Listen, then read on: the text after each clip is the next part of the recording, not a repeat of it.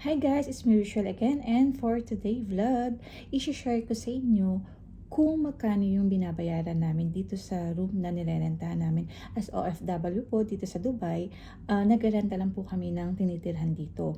Wala kaming sariling apartment kasi kung magkakaroon kami ng sariling apartment, mahirap po siya kasi maglalabas kami ng malaking pera at the same time, hindi siya hindi siya convenient para sa amin na magkaroon kami ng sariling flat. Unang-una, wala akong sasakyan or hindi ako marunong mag-drive kasi minsan kasi lalo sa company namin, may time na mata-transfer ka sa ibang branch niya. So, hindi siya convenient para sa amin kasi hindi mo pwedeng iwan yung apartment na nirentahan mo kasi ang contract dito is 1 year.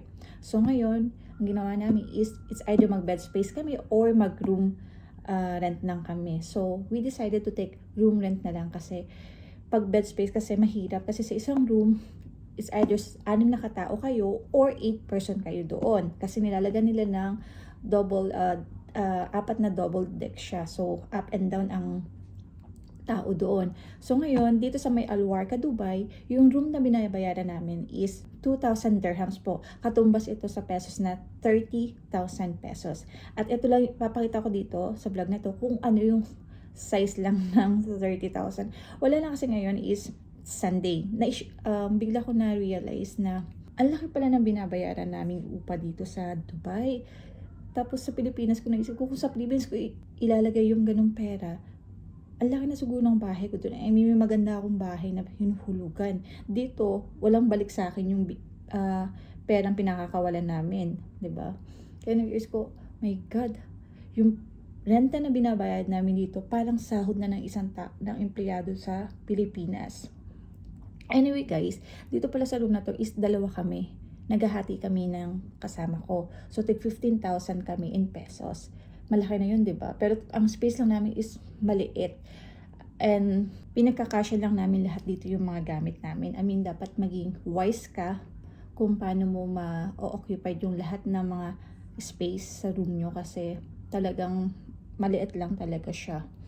Parang hindi siya worth it na bayaran sa 30,000. Pero what you expected, diba? Kasi nga nasa Dubai ka, alam mo naman ang lifestyle dito sa Dubai or yung cost of living dito sa Dubai ay mahal talaga. Okay? So ngayon ipapakita ko na sa inyo yung space namin at kung paano namin pinagkakasya yung mga gamit namin at kung paano kami nakaka-survive everyday sa space namin. Mula dito sa aking tinatayuan guys, ayan, ay ito na yung aming door, okay? Tapos ito na yung aming saputusan. Tapos from this area naman, ginawa na namin siyang pantry. Para sa ganun is maharangan yung higaan ni Joanne. Okay, dyan namin nilalagay lahat yung pagkain namin. Tapos itong cabinet naman na to, dito namin nilalagay lahat ng mga kaldero. And then, sa taas nito, talagang ino-occupy talaga namin ng mga space is yung aming mga halaman, guys. Yun namin siya nilalagay. At diba, nakikita nyo ba, guys? Diba?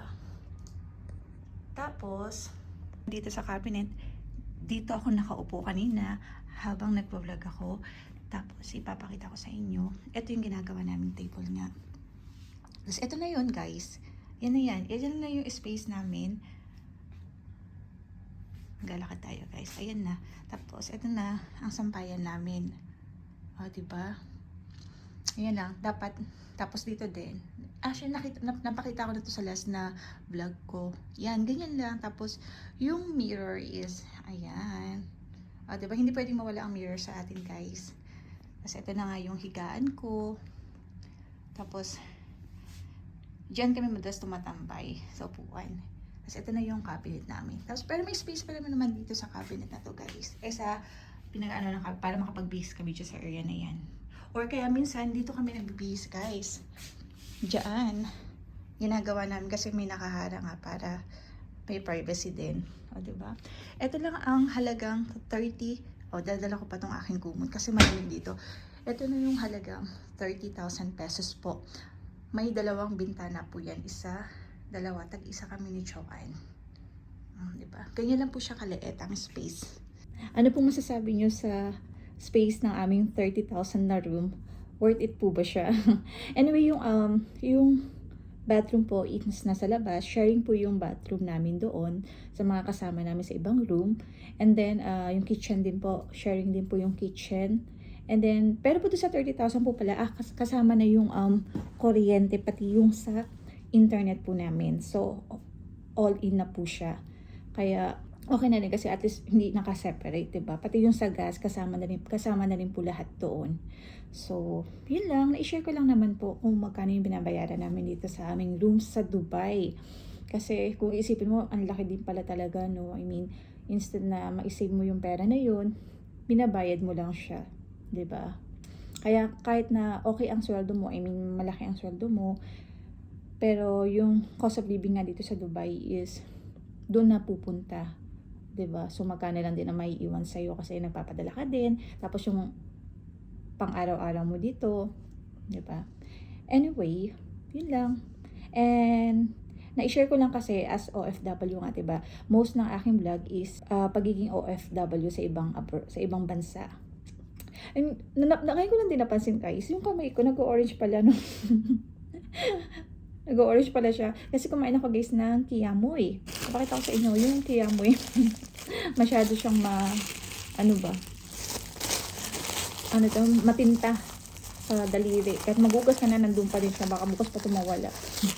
Anyway, guys, yun lang. And thank you for watching and see you again on my next vlog. Bye!